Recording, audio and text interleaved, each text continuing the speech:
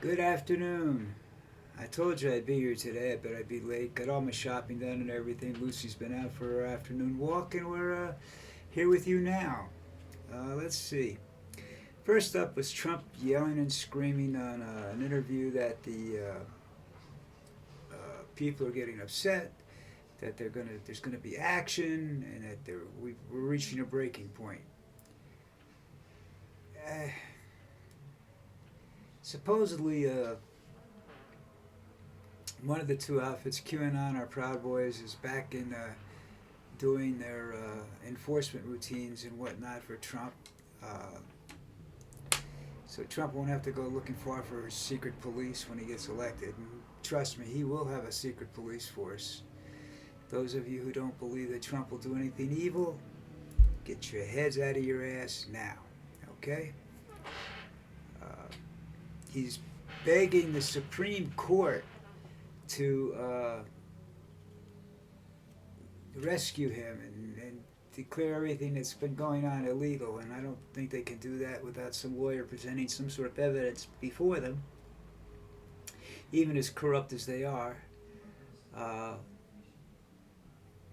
this is a if we stop tomorrow morning, if we stop Trump's presidential antics tomorrow morning, we still have a long, long way to go to bring this country back to a normal state.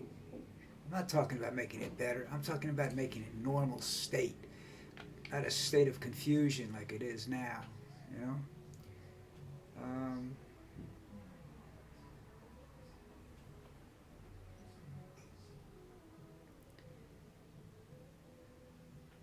oh, and then there's an issue that's not politics. That's Boeing's space flight. You know, Boeing and Musk have something in common. They're designing or want to design crewed spaceships for either flights to the moon or beyond. Like Musk wants to go to Mars. If a spaceship left for Mars, at Musk's age, Musk wouldn't live long enough to get there. Okay, you're talking about propulsion systems that don't exist yet. They're on the drawing boards, but they can't be built on the planet Earth. So the first thing we have to do is we have to get to we either have to get to build a huge space platform in orbit around the Earth, or we have to be able to send ships up and assemble a ship in orbit around the Earth and test it, or we have to build a base on the moon to train and test both planes and but both aircraft and people. I don't think that's going to happen. And the thing that I'd like to see really is America become active again. You know, back when I was growing up out of high school, I was just out of high school, I was 17, 18 years old. I was going to get drafted, so I joined the National Guard. Uh, I didn't have any bone spurs, Trump. I had a bad back that I couldn't use, though. Because if you use it, you don't. I was told I'd lose a job, and I did. I lost a job, but I told them I had a bad back, which was true. I still do have a partially bad, somewhat bad back, and I lost a job with UPS, and I would have been sitting much better off now than I was back then. Anyhow, uh, so I'd like to see not another Kent State, but I'm sure that that's minor Kent States have been happening without the bullets. But I'd like to see young people get active, start marches. I'd like to see a million man march on Washington against Donald Trump. I'd like to see a million women marching against Donald Trump. A million plus women marching from wherever to against Donald Trump and his Republican megas policies against women, against science. You know, you've got a president that doesn't believe in anything. You've got a president that would more than likely put an artificial intelligence in charge of all our weaponry, and that would be the end of the human race. He's a dangerous man because they say, they always tell me, because I go around saying I know a little bit, a lot of things about a lot of things, and a lot about nothing in particular. And they say and the people come back and say, well, a little knowledge is a dangerous thing. I said, well, yes and no. The fact that I know anything about some things that other people don't know anything about is in itself maybe dangerous for them, but not so much for me. At the moment, anyhow. It's I you know I believe in. I know doctors make mistakes. They're humans. Human beings make mistakes. We're not perfect. We're not machines. And when you say that, the artificial intelligence guy's eyes light up and say, yeah, but we can produce a machine that doesn't make mistakes. You can produce a machine that will operate in black and white, not any gray area whatsoever. No maybes, no ifs, no whats, just black and white. And if you want to do that, well, go ahead. I mean, it's going to make life a lot of people are going to end up dead because of that. Chaos will be everywhere. We'll be fighting machines just like the Terminator movies.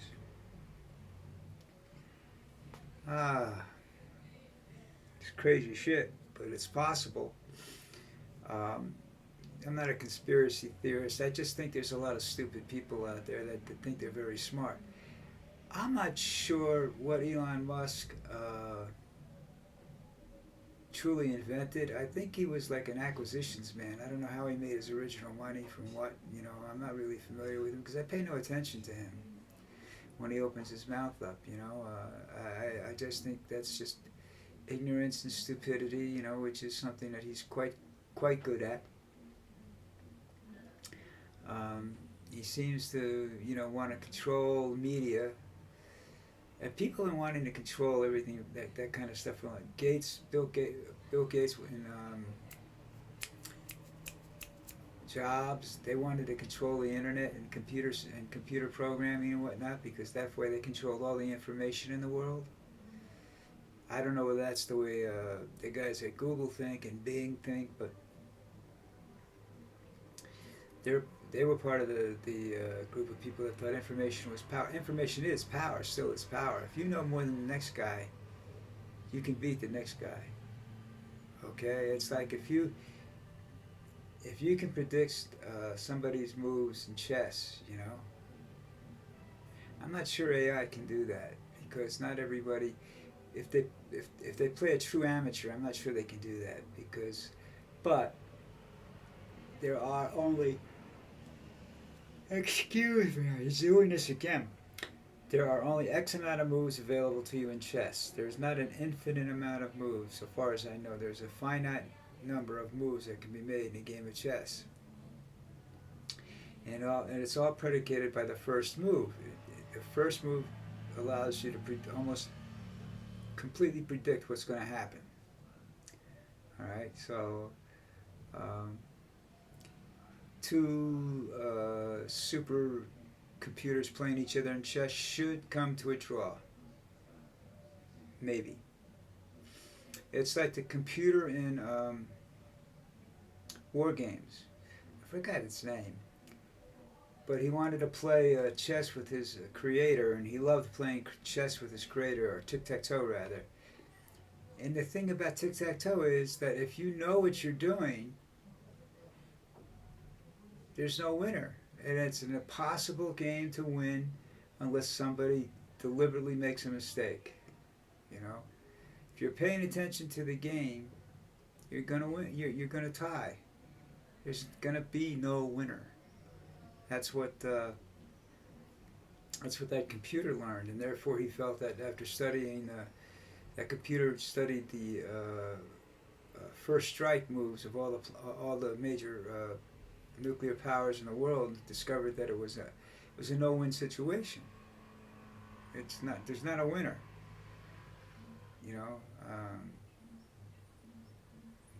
Trump believes he can win everything. He doesn't believe that there's a such a thing as a tie or a no win. I mean, he was a bad person before. You know, he was. You could see that all he wanted to do was he loved. I used to think he was acting till I heard some people that knew him very seriously said that when he said you're fired, he loved that. He ate it up. The power that was there, the absolute power that was there. You know, he loved that. And that's the problem with him. He loves power. He lives and breathes that shit, you know? And if he's president, he'll abuse it, and there's nothing anybody on this planet can do about it because there's too many morons that agree with him. Now, there have been times when he has said something that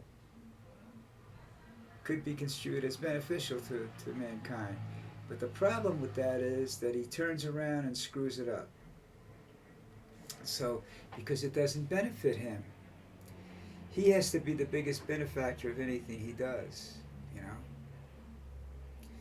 I'm not a genius. I don't have access to everything, you know. I'm not a crazy person, but I do believe that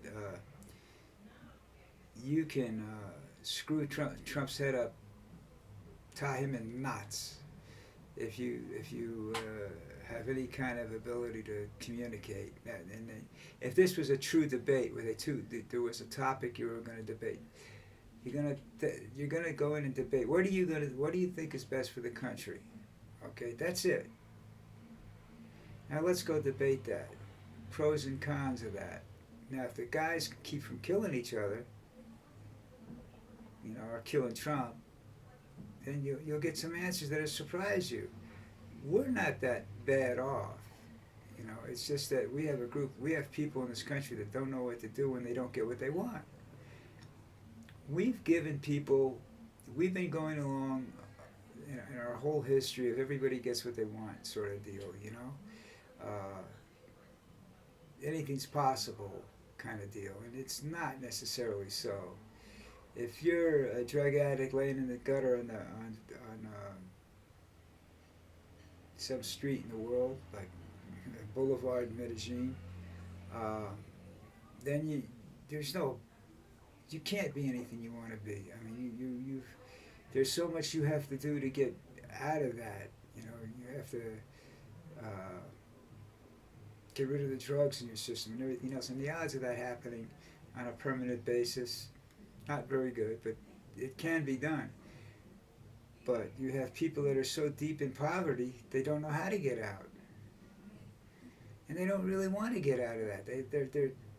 It's complacency is a disease that's in this country more so than you know, some of the shit that the Republicans want to talk about. But without complacency, the Republicans don't get elected. And if you want to know what complacency is, look at an election. And look at pick some states out there and look at the governors and the governors are terms. But go look at the congressmen and the senators that have no term limits. They could stay as long as they keep getting elected, and you'll find out that half the people don't even know who the guy is. That's the old Democrat. Yeah, he's okay. Let's just keep him in there. I don't want to have to look all that crap up. And that's how they stay in office, because we are complacent. We don't want to work. We don't want to research. We don't want to look.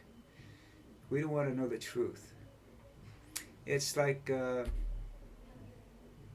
I forgot the title of the movie with Tom Cruise and, oh God, my mind is shot. Can see him standing there anyhow. It's about a courtroom battle between, in the military court-martial, and the star, one of the stars, or one of the great voices and personalities in theater besides Tom Cruise, who I don't really like, gets up and says, "The truth? You want the truth? You can't stand the truth." And that's pretty much what's going on, you know. Trump people can't take the truth, because that means these people aren't the greatest minds on the planet. They're not Mensa.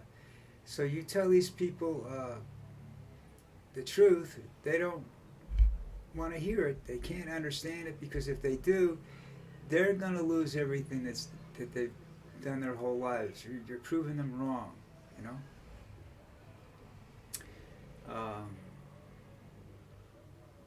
This problem that you have with guns and whatnot in this country. All right, if you're not going to take the guns away, then set up restrictions on the use of them, not the possession. Restrictions on the use of them, the amount of ammo that somebody can have in their possession at one time. Doing it twice. Once, how much they can have locked up in a safe room or safe in their house. How much can they carry with them when they're hunting, supposedly, or whatnot, or going to a range or whatnot. If you put restrictions and then enforce them, then you don't have to take the guns away from people. But they don't even want to do that. They don't want to. If it was up to, I guess, some of the Republicans, that all weapons could be fully automatic. Let's go have a shootout in the middle of a park. You ever watch a gunfight with these clowns? If you ever been shot at, you're not thinking about aiming. If you're shot at, all you want to do is point the gun in the general direction and unload it. You're not going to take aim. All right? It's a whole different world. Well, people say, look at snipers, how good they are. Snipers don't get shot at. When snipers are shot at, they're ineffective for the most part. There are only a few people in the world that can do that. The average person isn't going to do that. The average person's going to run like hell. That's that. What's going on? Hunter Biden's jury got seated. They got a jury, so I guess he's going to have a problem. I don't care what happens to this guy. If he did what he said they say he did, then put him in jail. Don't care if he's the president's son. That's life. Deal with it, kid. You screwed up. You might have fucked up your father's. You might have fucked up your father in the country. Mexico's got a female president, and she's Jewish. I didn't know she was Jewish. That's kind of surprising, because Mexico is a Catholic country, just like where I live in Colombia. Like today is a holiday they call Corpus Christi. Only nobody can explain Corpus Christi to me. So, as far as I'm concerned, it's a town in Texas. Anyhow, that's about it for me today. I am getting tired of ranting and raving about politics. I'm waiting for some football to come along or something else, some sort. Because I don't get they don't follow baseball down here real well.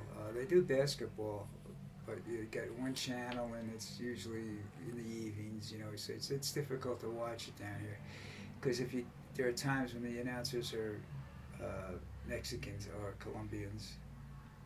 That's like football. You can't watch a football in Spanish, because half these guys don't know what they're talking about, and they're bullshitting the whole game. They're not really into the game the way a fanatic fan like myself will get into the game.